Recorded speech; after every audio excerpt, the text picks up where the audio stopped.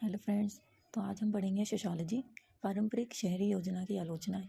इसमें योजना के अकॉर्डिंग ही सब होता है कि कैसी प्लानिंग करके हम कुछ भी मतलब काम कर सकते हैं या कार्य कर सकते हैं। हमारे देश की सरकारें कार्य करती हैं या कोई भी व्यक्ति कार्य करता है।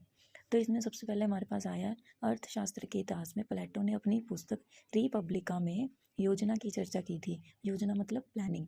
इसके बाद बहुत सारे विचारकों और लेखकों ने योजना प्रति अपने विचार बताए हैं। आर्थिक योजना को लागू करने का विचार प्रोफेसर क्रिस्टाइन स्टोनिडा ने सन 1910 में दिया। सन 1928 में रूस ने आर्थिक योजना को जन्म दिया, जब रूस में पहली पंचवर्षीय योजना शुरू की गई। जुलाई 1947 में 16 देशों में एक कॉन्फ्रेंस पेरिस में बुलाई गई, जिसमें योजनाबंदी को लागू करने के सुझाव पेश किए। धीरे धीरे सारी दुनिया में योजनाबंदी को लागू किया गया ताकि अल्प विकसित देशों में आर्थिक विकास तेजी से किया जा सके, जबकि विकसित देशों में विकास के उच्च स्तर को कायम रखा जा सके। तो इसके बाद आया हमारे पास आर्थिक योजना के अर्थ। Economic planning. योजना का प्रयोग हर कार्य में अलग अलग रूपों में किया जाता है तथा योजना के बारे में अलग अलग शास्त्री ने अलग अलग विचार पेश किए। मुख्य रूप से हम कह सकते हैं कि आर्थिक योजना किसी समूची अर्थव्यवस्था में निश्चित उद्देश्यों की पूर्ति के लिए सरकार द्वारा सोच समझकर बनाए गए नियम तथा कंट्रोल को कहा जाता है। अर्थव्यवस्था में तो वही मैंने आपको बताया कि किसी भी काम को करने के लिए प्लानिंग जरूरी होती है। प्लानिंग को ही योजना कहा जाता है। तो समूची पूरी देश की पूरी अर्थव्यवस्था को निश्चित उद्देश्यों को पूरा करने के लिए सरकार द्वारा सोच समझकर नियम बनाए जाते हैं, कंट्रोल बनाए जाते हैं। तो उसे ही हम योजना कह देते हैं या कह लो इकोनॉमिक प्लानिंग। तो योजना की मुख्य विशेषताएं हैं। इसकी विशेषताएं क्या होती है, लाइक ये अच्छा है बुरा है क्या है। इसकी विशेषताएं है मुख्य आर्थिक निर्णय, सरकारी कंट्रोल, योजना अधिकारी, विशेष उद्देश्य, विशेष प्राथमिकताएं, विशेष समय, उचित तालमेल, उचित साधनों का वर्णन, उचित भलाई। तो इसमें यही होता है कि मतलब इसकी विशेषताएं हैं। सरकारी कंट्रोल रहता है, कोई भी चीज़ें कोई भी कार्य करते हैं सरकार, कोई भी कार्य करती है तो उस पर सरकार का कंट्रोल रहता है, उसी की प्लानिंग बनती है। योजना अधिकारी का काम होता है प्लानिंग की देखरेख करना कि कार्य प्लानिंग से हो रहा है या नहीं हो रहा है। इसका एक उद्देश्य होता है, कोई भी योजना बनाते हैं हम तो उसका एक उद्देश्य होता है, उद्देश्य पूर्ति के लिए योजना बनाई जाती है। विशेष प्राथमिकताएं ज़रूरतों के लिए होती हैं। विशेष समय होता है, इसमें हम समय ले सकते हैं, एक समय की अवधि के अंदर हमें वह उद्देश्य पूरा करना होता है। योजना का मूल्यांकन, योजना का प्रकाशन, योजना की कार्यशीलता, लोगों का सहयोग रहता है, विदेशों का सहयोग रहता है, सर्वपक्षीय विकास होता है, all round development. All round मतलब हर तरह से योजना के अंतर्गत हर तरह का विकास होता है, जैसे आर्थिक लगा लो, सामाजिक लगा लो, राजनीतिक लगा लो। लोगों का आय में विकास होता है, उनका स्तर में विकास होता है, सब तरह के विकास सर्वपक्षीय विकास होते हैं इसके अंतर्गत।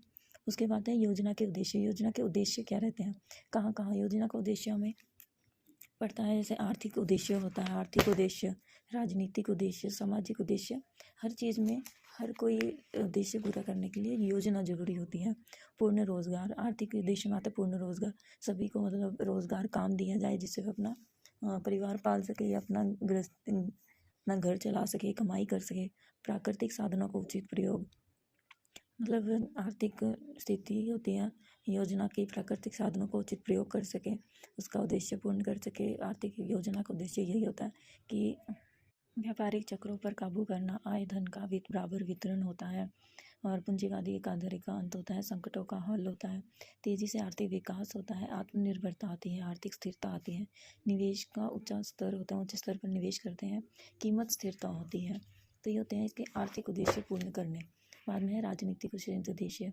योजना में कानून और व्यवस्था, जब तक शहर में या देश में कानून व्यवस्था नहीं होगी, कुछ उद्देश्य नहीं होगी, उसकी योजना नहीं होगी तो कोई भी मतलब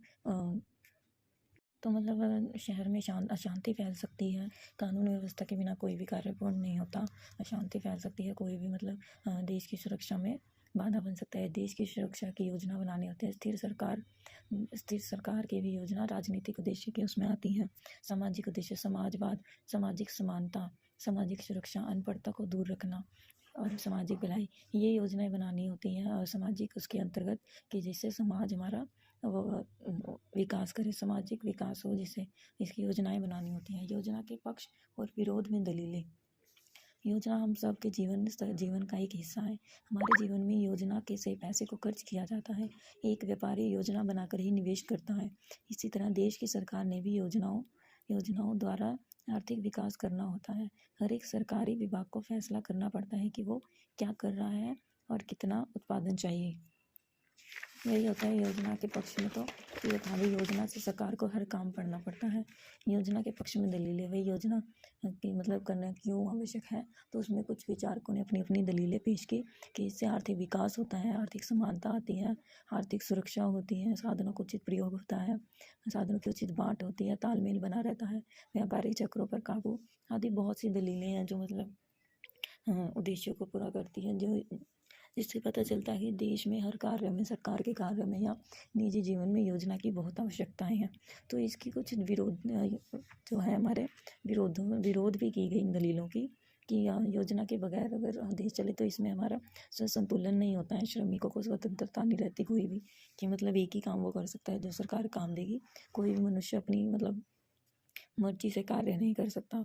उपभोगियों को स्वतंत्रता नहीं होती, आज़ादी ना होना, किसी भी कार्य में आज़ादी नहीं होती है। उत्साह की कमी आ जाती है। उत्साह मतलब कि एक जैसे इंसान तनख्वाह लेता है तो उसको ऊपर की कमाई कोई नहीं आती है, कोई इंसेंटिव नहीं बनता है।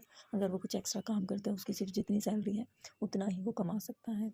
उसके बाद विविधता की कमी, काम की कमी हो जाती है। कोई भी मतलब अपनी मर्जी से काम नहीं कर सकता है, अपना मतलब अपनी मर्जी से काम नहीं कर सकता, उसे एक ही काम करना पड़ता है। यह भ्रष्टाचार पैदा करती है। योजना बनाने और लागू करने में मुश्किलें आती हैं। हर काम में योजना बहुत ज़रूरी होती है, चाहे वो सरकारी हो चाहे वो निजी जीवन की हो। हर काम में योजना ही ज़रूरी है। इसके कुछ उद्देश्य होते हैं, कुछ ये होती हैं। देश भी योजना के बगैर नहीं चल सकता। इससे हमारे देश में अशांति फैल जाती है या कुछ मतलब बुरा हो सकता है। तो फ्रेंड्स, ये था हमारा पारंपरिक शहरी योजना की आलोचना। इसमें हमें योजना के बारे में ही बताना है, तो आगे हम इसके और पार्ट्स करेंगे। सो तब तक के लिए थैंक यू।